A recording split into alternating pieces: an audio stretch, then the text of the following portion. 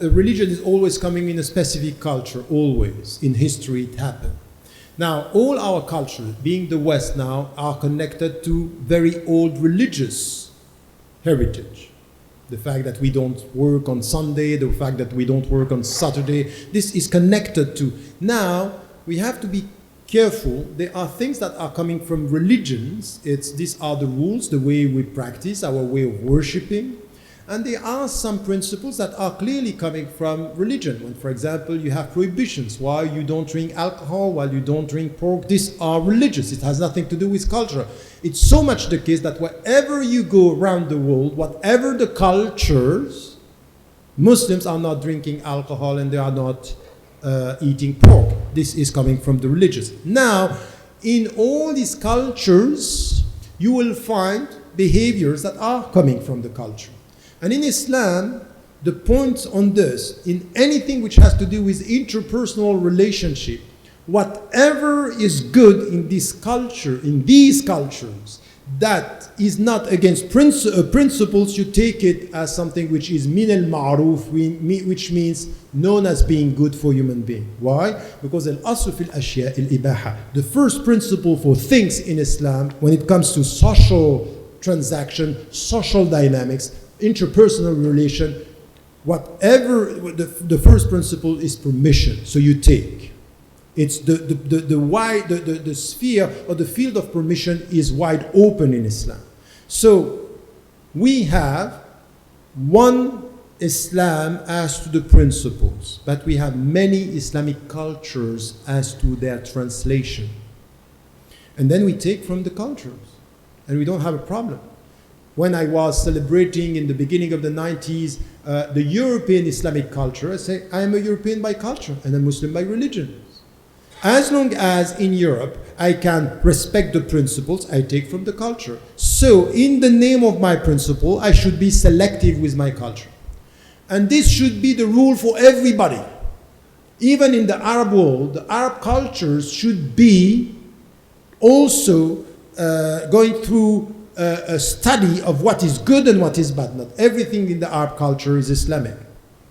It's respecting the principles in many ways. And I would say, for example, patriarchy is mainly something which is cultural, is not Islamic. So we have sometimes to be critical towards the patriarchal behavior in the name of the Islamic principle, because there is something wrong in there. So it's a tension here. It's not always clear. It's very subtle. It's very complex. But we cannot, in the name of culture, accept something which is against our principles. Something which in the name of culture is not respecting the dignity of a woman or dignity of a man or the dignity of the poor, it's not acceptable. So when, for example, we have China telling us, in the name of our culture, we don't have the same understanding of human rights, and we use prisoners that are going to be killed because they had the death penalty, and we send them in Africa to be exploited for life. That's not culture, that's indignified attitude. And if in the name of your culture you can translate something which is accepting racism, that's not acceptable. Racism is not cultural. Racism is unacceptable. It's against our principles. So this is things that we have to deal with. And we are all facing this. You know, Arabs have to deal with racism. They had to deal with in history with slavery. We have to be clear on that. You know, when we are talking about what the West did to the black people in America, and that's fine, that this has to be critical. Let us come to our own critical assessment of our own history. Arabs were dealing with slaves. Now, are you telling me that this is coming from Islam? Islam is a way of liberating the slaves. The Muslims used slaves by a way they were using the Islamic reference in an unacceptable way. So we have also to deal with instrumentalization of Islam by leaders or by traders or by whoever. So I think that that's also a very difficult discussion or complex discussion. And then you are saying sometimes we don't know our goal to be ethical. No, I think that this is the starting point of everything. When you are a human being and you have a consciousness, the first thing that we have to help our kids, our students, our fellow citizens, our fellow human beings, is always to question the goals. Always. So when, for example, we send our kids to school, why? I want you to get this knowledge. In what is the purpose? What are the goals? Exactly the same as a citizen. Exactly the same. I think we cannot have a meaningful life if we are not assessing the goals. And it's very very deep, this, because in social terms, it's about what are you going to do within this community? What is your role in this society? At the end of the day, who do you serve? What do you serve? Are you useful? For which goals? In religious, spiritual terms, the only way to have a right understanding of the meaning of your life is to question your goals.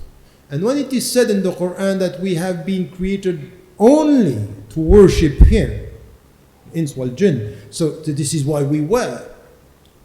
إِلَّا لِيَعْبُدُونَ, for we to worship means this is the meaning of your life. And you find another verse telling you, الَّذِي خَلَقَ الْمَوْتَ وَالْحَيَاةَ لِيَبْلُوَكُمْ أَيُّكُمْ أَحْسَنُ عَمَلًا. He created death and life in order to know how you are going to behave. Meaning that your life and the way you are going to deal with your life is to get the right understanding of the end of life, your death. No way of having a life that is based on the spiritual journey if you don't know that it will end. And the end, question the ends. That's it. You are not a human being, you are not questioning that. Because it comes to something that we find everything in Islam, which is the intentions. إِنَّمَا الْأَعْمَالُ بِالنِّيَّاتِ. And the intentions are questioning the goals. Why are you doing what you are doing?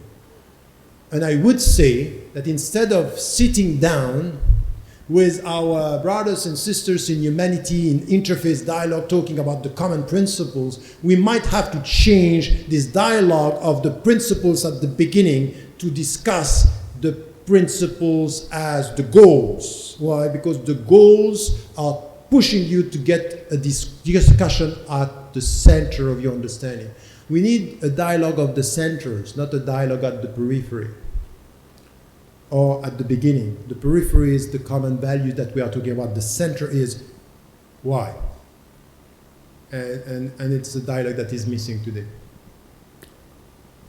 Think it's okay? There is another question? One last question. No question is wrong, and I will take a little lengthy question. 5 components of diniyat, imaniyat, ibadiyat, ma'amlat, ma'asharat, akhlaqiyat. And then we discussed Arastu, Bukhrat, Muhammad sallallahu alaihi wasallam. So whatever they were saying, they were preaching. Means call or fail was same. There was no tadad between call and fail, right? And for us, Arastu, Bukhrat, Muhammad sallallahu alaihi wasallam, they are the best leaders and the most wisest person on the earth, right? So I want you to link akhlaqiyat, ethics, with the wisdom and the leadership. Linking akhlaqiyat with wisdom and the leadership. I hope that I am clear with my question. No. Okay, I want to understand what do you mean by leadership. Okay, so Muhammad sallallahu alaihi wasallam, one of the best on akhlaqiyat. Okay, Quran, his life was nothing but the translation of Quran. Okay, so but he was the leader. Okay, and he was the most wisest person on the earth. So one of the most important thing is akhlaqiyat. Today we are discussing that. So what we want to link is for us to understand that if you want to be wise, if you want to lead this world, how important is akhlaqiyat? So akhlaqiyat to link with leadership and wisdom. Wow, this could be another lecture. I will try to summarize 3 points. Because if you look at the Prophet's life, There are three things